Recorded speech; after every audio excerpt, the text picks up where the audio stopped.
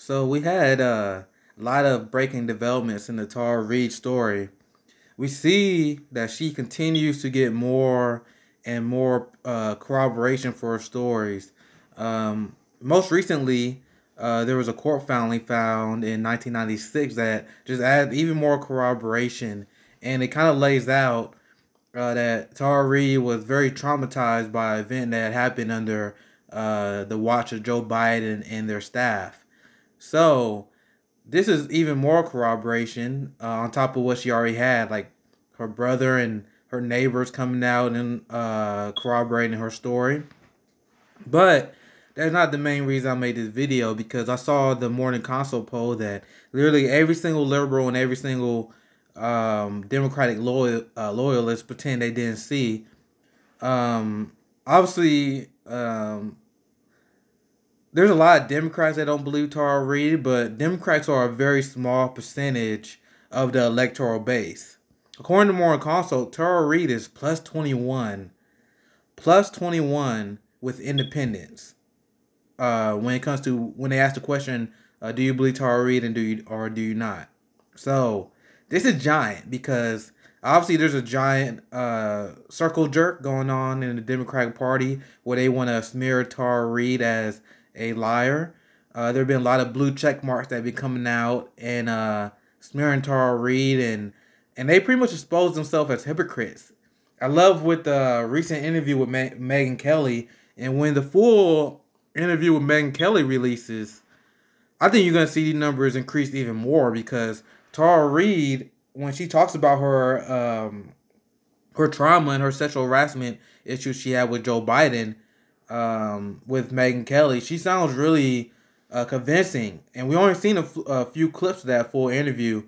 I think that interview is gonna be like the grab 'em by the pussy tape, because I think a lot of people heard the accusations levied against Joe Biden by Tara Reade, but once they actually hear it come out her mouth, once they hear the emotion behind her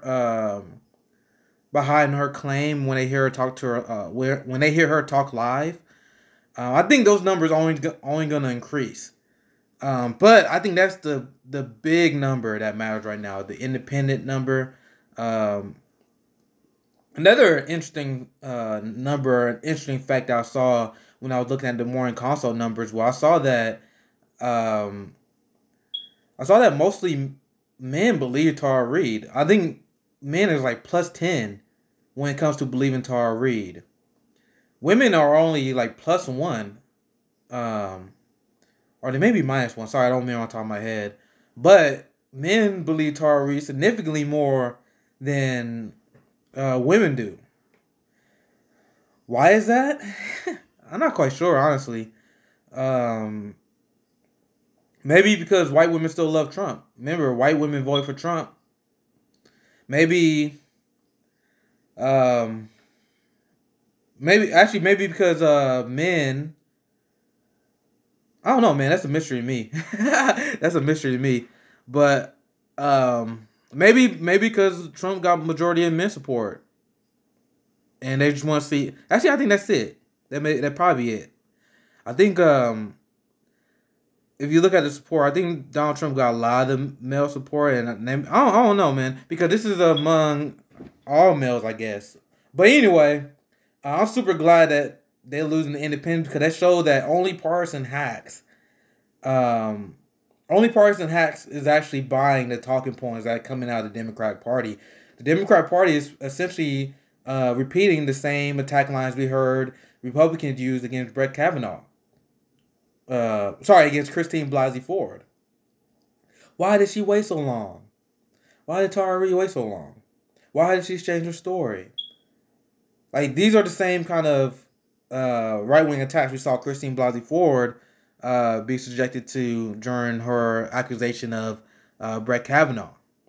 So, and then you see people rewind the tape, a lot of these same people, and what they said during the Brett Kavanaugh saga, and they were exposed as hypocrites. I mean, blatant hypocrites. I did a video about Michael J. Stearns, who was apparently this legal expert who wrote this op-ed telling us why he didn't believe Tara Reade, but then he wrote an op-ed 2 years ago, explain why we should believe Christine Blasey Ford.